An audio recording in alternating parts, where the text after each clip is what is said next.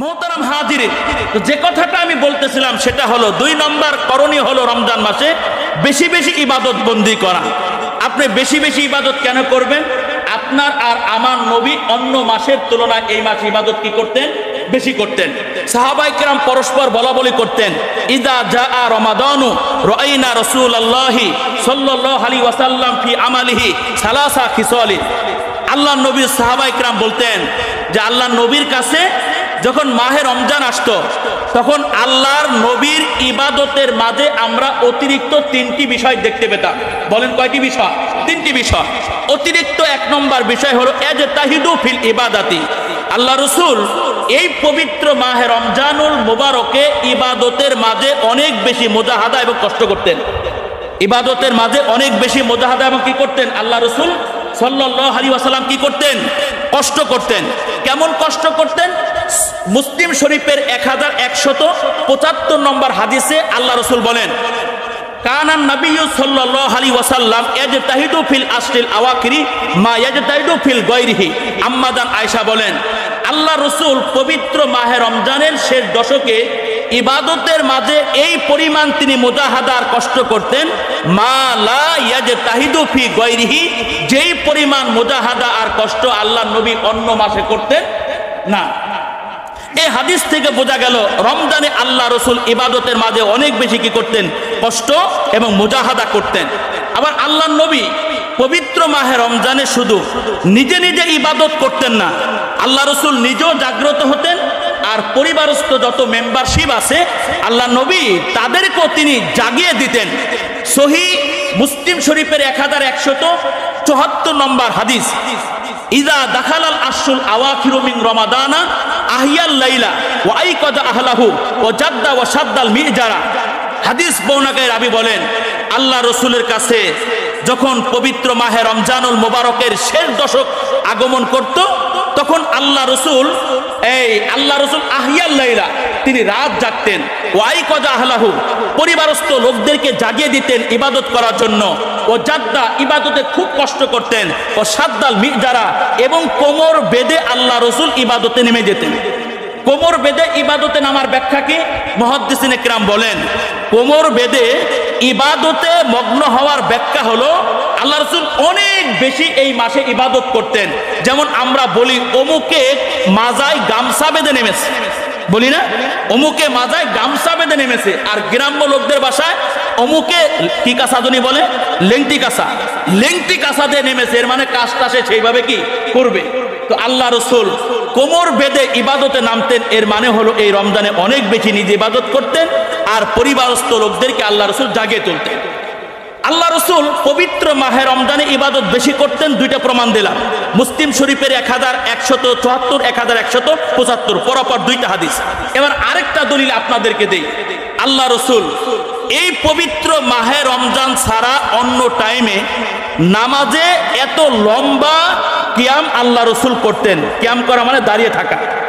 Long time আল্লাহ রাসূল নামাজে দাঁড়িয়ে থাকতেন, যে আল্লাহ নবী লং টাইম নামাজে দাঁড়িয়ে থাকার কারণে নবীদের কদম মোবারক ফুলে যেত। বুখারী শরীফের 4836 নম্বর হাদিসে মুগীরা ইবনে শুবা বলেন, কামান নবিয়্যু সাল্লাল্লাহু আলাইহি ওয়াসাল্লাম হাত্তা তাওয়াররামাত কদামাহু। আল্লাহ রাসূল রমজান ছাড়া অন্য মাসে তিনি নামাজে দাঁড়িয়ে রইলেন। এত লং টাইম আল্লাহ রাসূল নামাজে দাঁড়িয়ে রইলেন, হাত্তা তাওয়াররামাত কদামা, যে নবীজির কদম মুবারক ফুলে গেল। ফাকিলা লাহু তাসনাউ লিমা হাযা ওয়া কাদ গফারাল্লাহু লাকা মা তাকাদ্দামা মিন যামবিকা ওয়া মা তাআখার। আল্লাহ রাসূলকে জিজ্ঞাসা করা হলো, ওগো আল্লাহর নবী, আপনার তো আগে পরের সব ভুল ত্রুটি আল্লাহ তাআলা মার্জনা করে দিয়েছেন, আল্লাহ ক্ষমা করে দিয়েছেন, এরপরও আল্লাহর নবী আপনি কষ্ট করে এই লম্বা লম্বা কিয়াম নামাজে আপনি কেন করেন? জবাবে আল্লাহ রাসূল বললেন, আফালা আকুন আবদান শাকুরা, আমি কি আমার রবের শাকের গোলাম হব না? আমি কি আমার রবের কৃতজ্ঞতা জ্ঞাপনকারী বান্দা হব না? বুখারীর এই হাদিস থেকে বুঝলাম আল্লাহ রাসূল রমজান ছাড়া অন্য টাইমে এত লম্বা টাইম তিনি নামাজে কিয়াম করতেন, দাঁড়িয়ে থাকতেন, যে তার কদম মোবারক ফুলে যেত। আল্লাহ রসুল রমজান ছাড়া অন্য টাইমে নামাজে এত লম্বা সেজদা তিনি করতেন যে প্রত্যক্ষদর্শী বলতেন যে আমরা ধারণা করতাম যে আল্লাহ নবী মনে হয় সেজদায় মারা গেছে। শুআবুল ঈমান লিল বাইহাকি এই কিতাবে 3 এই কিতাবে 3837 3837 নম্বর হাদিস। আম্মাজান আয়েশা বলেন ফাকাল আলী ইয়া আয়েশা তা জানিন আলী ফি কিয়ামি হাদিল লাইলা। আম্মাজান আয়েশা বলেন আল্লাহ রসুল আমার ঘরে আসছে, আসার পরে আল্লাহ নবী আমাকে বললেন আয়েশা তুমি কি আমাকে পারমিশন দিচ্ছ রাতভর আমার রবের ইবাদত বন্দেগী করার? আয়েশার কাছে পারমিশন কেন চাচ্ছে? যেহেতু ওই রাত্রটা কার পালা ছিল? নবীজির পালা ছিল। কাকে সময় দিবেন? আম্মাজান আয়েশাকে সময় দিবেন, যেহেতু নবীজির একাধিক স্ত্রী। তো আম্মাজান আয়েশাকে নবী বলতেছে আয়েশা আতা জানিন আলী ফি কিয়ামি হাদিল লাইলা, আয়েশা তুমি কি আমাকে রাতভর আমার রবের ইবাদত বন্দি করার সুযোগ করে দিবে? ফাকুলতু নাআম বি আবি ও উম্মি। আম্মাজান আয়েশা বললেন ও আল্লাহ রসুল আমার বাবা আর আমার মা আপনার উপরে কুরবান হোক, অবশ্যই অবশ্যই আমি আপনাকে অনুমতি দিব। ফাকামা ফাসাদাদা লাইলান তবিলান হাত্তা জনান্তু আন্নাহু কুবিজা। আম্মাজান আয়েশা বলেন পারমিশন পাওয়ার পরে আল্লাহ রসুল নামাজে দাঁড়ায় গেলেন। ফাসাদাদা লাইলান তবিলান, আল্লাহ রসুল এবার সেজদায় গেলেন। নামাজে সেজদায় এত লং টাইম আল্লাহ নবী অতিবাহিত করলেন যে হাত্তা জনান্তু আন্নাহু কুবিজা, যে আমি আয়েশা ধারণা করতেছিলাম মনে হয় আল্লাহ নবী সেজদায় তিনি মারা গেছেন। সেজদায় তিনি কি গেছেন? মারা গেছেন। ফাকুমতু আলতামিসু ওয়া ওয়াদাতু ইয়াদি আলা বাতিনি কদামাইহি। আম্মাজান আয়েশা বলেন এবার আল্লাহর নবীকে স্পর্শ করার উদ্দেশ্যে নবীজির পায়ের তলায় আমি হাত রাখলাম। ফাতাহাররাকা, আল্লাহ নবী একটু নড়াচড়া করে উঠলেন। ও সামিতু ইয়াকুলু ফি সুজুদিহি, আমি আল্লাহর নবীকে সেজদার হালাতে বলতে শুনলাম। নবী সেজদার হালাতে কাতর সুরে আল্লাহর কাছে দোয়া করতেছে আউযু বি আফবিকা মিন ইকাবিকা ওয়া আউযু বিরিদাকা মিন সাখাতিকা ওয়া আউযু বিকা মিনকা জাল্লা ওয়াজহু লা উহসি সানাআন আলাইকা আনতা কামা আসনাইতা আলা নাফসিকা। আম্মাজান আয়েশা বলেন আল্লাহর নবী এই লম্বা সেজদায় তিনি আল্লাহর কাছে অকাতরে এবং সকাতরে আল্লাহর কাছে মিনতি করতেছে এই বলে হে আল্লাহ আপনার ক্ষমার মাধ্যমে আপনার আযাব থেকে আপনার কাছে আমি পানা চাই।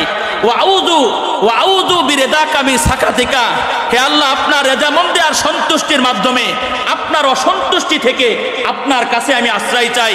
ওয়া আউযু বিকা মিনকা জাল্লা ওয়াজহু, আল্লাহ আপনি তো মহিমান্বিত। লা উহসি সানাআন আলাইকা আনতা কামা আসনাইতা আলা নাফসিকা, ওগো আল্লাহর নবী আমি তো ওগো আল্লাহ তাআলা আমি তো আপনার প্রশংসা আপনার গুণাবলী ওইভাবে রাতের মধ্য প্রহরে আরামের ঘুম হারাম করে সিজদায় অবনীত চিত্তে আমি তো বর্ণনা করতে পারবো না, যেইভাবে আপনি রব হিসেবে আপনার নিজের গুণাবলী আর প্রশংসা আপনি নিজেই করেছেন। বুকে হাত দিয়ে বলেন আল্লাহর প্রশংসার হক কি আদায় করা দুনিয়ার কোন ইমানদারের পক্ষে সম্ভব? কথা বলেন না কেন? আপনি আপনার নেতার প্রশংসা করেই নেতার সন্তুষ্টি অর্জন করতে পারেন নাই।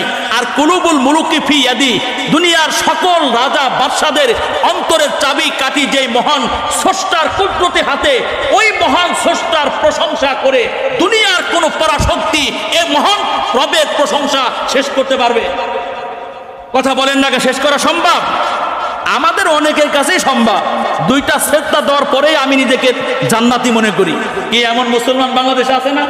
কথা বলেন না কেন? জান্নাতে আছে। আবার দুই এক রাকাত তাহাজ্জুদ পড়েও অনেকে জান্নাতি এই ফতোয়া দেওয়ার মতো আমাদের দেশের তথাকথিত রাজনীতিবিদ আছে না নাই? কথা বলেন না কেন? 16টা বছর দেখেন নাই অমুকে জান্নাতি, অমুকে তাহাজ্জুদ গুজার, অমুকে কোরআন পড়ে, অমুকে দিন শুরু করে আল্লাহর তেলাওয়াত দিয়ে, কিন্তু দিন শেষে আমাদের কাছে দেবালোকের ন্যায় পরিষ্কার হয়ে গেছে প্রকৃত অর্থে এই লোকগুলো তাহাজ্জুদ গুজার ছিল না। প্রকৃত অর্থে এই এই বাংলাদেশটাকে ইন্ডিয়ার কাছে বিক্রি করে নেওয়ালা ছিল। কথা বলতে হবে, ঠিক না বেটি? এরা শুধু বেশ ধরেছিল। ভালো হওয়া এক জিনিস আর ভালো সাজা, কথা বলেন না কেন? যারা প্রকৃত অর্থে ভালো মানুষ ওরা ভালোই থাকে, আর যারা ভালো না কিন্তু ভালো হওয়ার কি করে অভিনয় করে, এরা আজ হোক আর কাল হোক পরিষ্কার হয়ে যায় কি যায় না? পরিষ্কার হয়ে যায়। তাহলে এই হাদিস থেকে বোঝা গেল আল্লাহ রসুল রমজান ছাড়া অন্য টাইমে এত লম্বা সেজদা করতেন। প্রত্যক্ষদর্শী আম্মাজান বলেন, আমি ধারণা করতেছিলাম যে আল্লাহর নবী সেজদায় তিনি কি করছেন, মারা গেছেন। রমজান ছাড়া আল্লাহ রসুল নামাজে তিনি ডেক্সির শব্দের ন্যায় কান্না করতেন। কেমন কান্না করতেন? ডেক্সির শব্দের ন্যায় আল্লাহ রসুল কান্না করতেন। নাসাই শরীফের 1201 14 নম্বর হাদিস, হযরতে আব্দুল্লাহ বলেন, আতাইতুন নাবিয়া, আমি আল্লাহ রসুলের বাড়িতে আসলাম, ওয়াহুয়া ইসল্লি, তখন আল্লাহর নবী নামাজ পড়তেছিল। বলি জাউফি আজিরুল কা আজিরিল মিরজালি, আল্লাহর নবীর ভিতর থেকে শব্দ হচ্ছিল কা আজিরিল মিরজালি, ডেকচির শব্দের ন্যায়। হযরতে আব্দুল্লাহ বলেন, নবী নামাজ পড়তেছে আর নবীর ভিতর থেকে শব্দ হচ্ছিল। এই শব্দগুলো কার মতো? আজিরিল মিরজালি, ডেকচির শব্দের ন্যায়। কি অর্থাৎ ডেকচির শব্দের ন্যায় আল্লাহ নবী নামাজের মধ্যে কান্না করতেছিল। আল্লাহ রসুল আবার রমজান ছাড়া অন্য টাইমে এমন ভাবে নামাজে তিনি কান্না করতেন যে নবীজির চোখের পানিতে তার গাল মুবারক পর্যন্ত ভিজে যাইত। সহিহ তারগিব এই কিতাবের 1468 1468 নম্বর হাদিস, ইবনে উমাইর বলেন, আখবিরিনা বিআদাবা শাইইন মা রাআইতি মিন রাসূলিল্লাহ। ও আম্মাজান আয়েশা, আজকে আপনি আমাদের সামনে আল্লাহ নবীর কাছ থেকে আশ্চর্যজনিত এমন একটা সাবজেক্ট আপনি আমাদেরকে বলবেন যা আপনি আল্লাহ রসুলের কাছ থেকে দেখেছেন। ফা সাকাতাত, আম্মাজান আয়েশা কোনো প্রতি উত্তর না করে তিনি নীরব হয়ে গেলেন। হয়তোবা আম্মাজান আয়েশা তিনি নীরব হয়ে ভাবতেছিলেন, নবীর কাছ থেকে আশ্চর্যজনিত এমন কোন সাবজেক্ট আমি তার সাহাবাদের কাছে বর্ণনা করব। আম্মাজান নীরবতা অবলম্বন করার পরে এক রাতের ঘটনা তিনি বর্ণনা করলেন। আম্মাজান বলেন, আল্লাহ রসুল আমার বাড়িতে আসছে, আমার হুজরাখানে আসছে। ওই দিন নবীর পালা ছিল যে নবী আমার সাথে ঘুমাবে, আমার বিছনায় আমার বেডশিটে আল্লাহ রসুল থাকবে। রসুল আমার কাছে আসার পর বললেন, জারিনি আয়েশা, জারিনি ইয়া আয়েশা আবুদুল লাইলাতা লি রব্বি, হে আয়েশা তুমি আমাকে একটু ইজাজত দাও, আমাকে একটু পারমিশন দাও, আমি রাতভর আমার রবের ইবাদত বন্দিগি করে কাটিয়ে দিতে চাই। ফাকুলতু ওয়াল্লাহি লা উহিব্বু কুরবাকা উহিব্বু মা ইয়াসুরুকা। আম্মাজান আয়েশা বললেন, ওগো আল্লাহর নবী, ওই আল্লাহর জাত আর জালালিয়াতের কসম করে বলি, আমি আপনার সান্নিধ্য লাভ করা খুব পছন্দ করি। উহিব্বু মা ইয়াসুরুকা, এছাড়া আল্লাহর নবী যেই জিনিস আপনাকে আনন্দ দেয় সেটাও কিন্তু আমি অনেক পছন্দ করি। যেহেতু আপনি আজকে আমাকে সময় না দিয়ে রবের ইবাদত বন্দি করার মধ্যে মজা আর স্বাদ খুঁজে পাবেন, তাহলে আল্লাহ নবী যান, আপনাকে পারমিশন দিলাম, রবের কি করেন, ইবাদত বন্দি করেন। ফাকামা, আল্লাহ রসুল দাঁড়ায় গেলেন। ফাতাতাহারা, পবিত্রতা অর্জন করলেন। সুম্মা কামা ইসল্লি, এরপরে আল্লাহ রসুল নামাজ পড়তেছিলেন। নামাজের মধ্যে নবীর হালাত কেমন তৈরি হয়ে গেল? ফালাম ইয়াদাল ইয়াবকি হাত্তা বাল্লা হিজরা, আল্লাহ রসুল নামাজের মধ্যে তিনি এমন ভাবে কান্না করলেন যে আল্লাহ নবীর চোখের পানিতে তার গাল মোবারক পর্যন্ত ভিজে গেল। ওয়াকানা জালিসান, আল্লাহ রসুল এক পর্যায়ে বসে পড়লেন।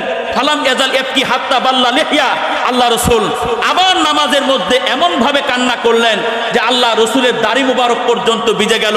সুম্মা বাকা হাত্তা বাল্লাল আরদা, নবী আবার কান্না শুরু করলেন, জমিন পর্যন্ত চোখের পানিতে ভিজে গেল। ফাজা আ বেলালুন ইউজিরুহু বিসসালাত ফালাম্মা রাআহু ইয়াবকি ফাকালা তাবকি ইয়া রাসূলুল্লাহ ওয়াকাদ গফারাল্লাহু লাকা মা তাকাদ্দামা মিন যামবিকা ওয়া মা তাআখার। আল্লাহ রাসূল কান্না করতে করতে, তাহাজ্জুদের নামাজে কান্না করতে করতে জমিন ভিজে গেছে। ঠিক এমত অবস্থায় ফজরের নামাজে আল্লাহ নবীকে ডেকে নেওয়ার জন্য বেলাল নবীর ঘরে ঢুকে পড়ছে। বেলাল নবীর ঘরে ঢুকে দেখে আল্লাহ রসুল কান্না করতে করতে তার দাড়ি মোবারক ভিজে গেছে, তার গাল মোবারক ভিজে গেছে, জমিন পর্যন্ত ভিজে গেছে। হযরতে বেলাল আল্লাহ রসুলকে বললেন, তাবকি ইয়া রাসূলুল্লাহ ওয়াকাদ গফারাল্লাহু লাকা মা তাকাদ্দামা মিন যামবিকা ওয়া মা তাআখার। ওগো আল্লাহর নবী, আপনি এত কষ্ট করে নামাজে কেন কান্না করেন, অথচ আপনার আগে পরের সব গুনাহ মাফ হয়ে গেল। লম্বা হাদিস সামনে আমি আগাইতে পারলাম না, সময় অনেক আগে মনে হয় শেষ হয়ে গেছে আলোচনায় ঢুকতে না ঢুকতে। মোহতারাম হাজিরিন, যেটা আমি হাদিস থেকে বুঝাইতে চাইলাম সেটা হলো নামাজ রমজান ছাড়া অন্য টাইমে আল্লাহ রসুল এমনভাবে কান্না করতেন, তা কখনো তার গাল মোবারক ভিজে যাইতো, দাড়ি মোবারক ভিজে যাইতো, জমিন মোবারক ভিজে যাইতো। তাহলে রমজান ছাড়া অন্য টাইমে আল্লাহ রসুল লম্বা কিয়াম করতেন, তার কদম মোবারক খুলে যেত, লম্বা সেজদা করতেন। প্রত্যক্ষদর্শী আম্মাজান আয়েশা বলেন, আমরা ধারণা করতেছিলাম আমার নবী সেজদায় মারা গেছে। রমজান ছাড়া আল্লাহ রসুল নামাজে ডেকচির শব্দে নিয়ে কান্না করতেন। রমজান ছাড়া আল্লাহ রসুল এমনভাবে নামাজে কান্না করতেন, দাড়ি মুবারক ভিজে যাইতো। বুঝানো আমার উদ্দেশ্য হলো, রমজান ছাড়া অন্য টাইমে নবীর ইবাদতের পরিমাণ যদি এত বেশি হয়, নবী যদি এত লম্বা লম্বা রুকু আর লম্বা লম্বা সেজদা করেন, তাহলে ইবাদতের মাস আর রমজান মাসে আল্লাহ রসুলের রুকু, আল্লাহ রসুলের সেজদা আর আল্লাহ রসুলের ইবাদতের পরিমাণ কত বেশি ছিল, কথা বলতে হবে, ঠিক না বেঠিক? কত বেশি ছিল?